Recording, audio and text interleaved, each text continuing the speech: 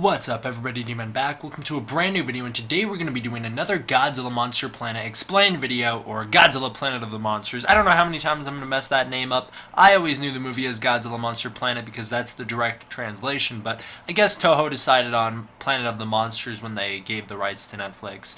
I've gotten some requests to do just a general rundown of the plot, a very spoiler-heavy rundown, because I'm not sure, I don't know, that's just something that I've gotten some requests to do. So I decided I'd totally do that. That doesn't seem like that'll be too hard, and I'm pressed for time, so maybe this will help me get some videos out.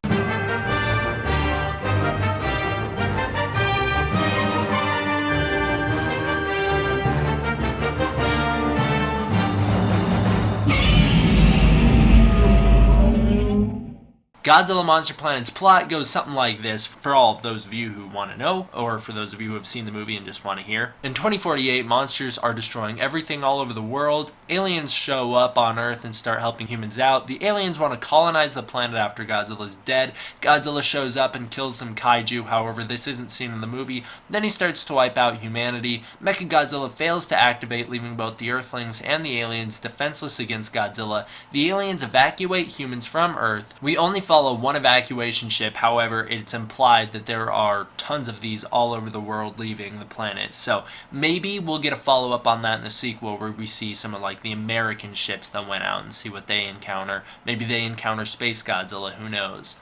Humans arrive at a new planet light years away, but when they get there, it's uninhabitable. Haruo holds a rebellion against his superiors. The elders are killed upon entry into the atmosphere. Haruo is put in prison, and while he's in prison, he publishes a paper explaining the biology of Godzilla as well as how to beat the monster. Now, everyone heads back to Earth. Godzilla is found by radar on the planet. He hangs out in a forest valley, and so it's hard to find him when they go down to the planet. The forest creates a thick layer of fog that makes visibility hard, and contact to the mothership in orbit with Earth almost impossible. Haruo is under the command of Leonard, a hothead military leader who wants to kill Godzilla and become a hero. The movie is filled with scientific talk. The aliens support Haruo's plan to kill Godzilla. All focus in the movie is on killing Godzilla, and no attention is given to any returning Toho kaiju. The other Toho kaiju that appear in this movie only appear as silhouettes, and that's at the very start of the film. The entire movie is focused on finding Godzilla and try to stop him, not monsters fighting monsters. That'll be saved for the sequels in the manga. Before they find Godzilla, some bird-like monsters attack, leaving one section of the investigation team crippled. The birds, as well as most things on the planet, share some relation with Godzilla. The implication is that Godzilla has such a drastic effect on the environment that it had to evolve to keep up with him. The movie makes it clear that Godzilla pours radiation out of his body, meaning that even when he's dead, it'll take until he's cleaned up for people to breathe on Earth properly again. Leonard calls for the evacuation of all parties after they meet up at a central point.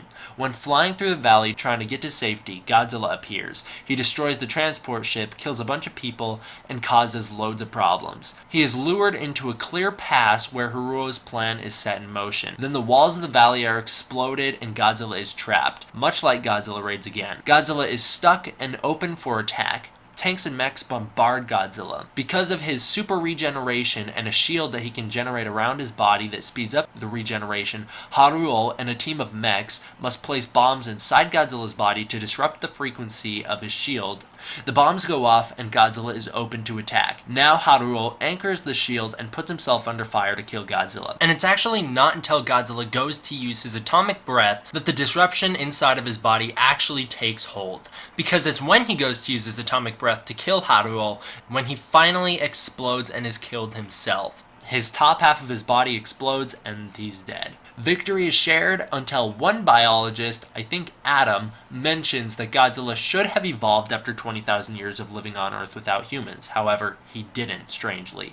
Suddenly a mountain explodes like a volcano, and just like in 1964, Godzilla rises out of the ground. This is the real Godzilla. The other one was a 50-meter tall, more classic Godzilla. This is the father of that creature, the Godzilla from the beginning of the movie. He is 300 meters and around 1,000 feet. He destroys all of Earth's fleet in just a few seconds, cementing himself as a huge threat for the sequel and the true king of destruction. Haruo is trapped inside the rubble and he's set up to die as the credits roll. However, after the credits, a scene plays where Haruo is shown to be rescued by an Earth native who is the ancestor of those left behind in the evacuation.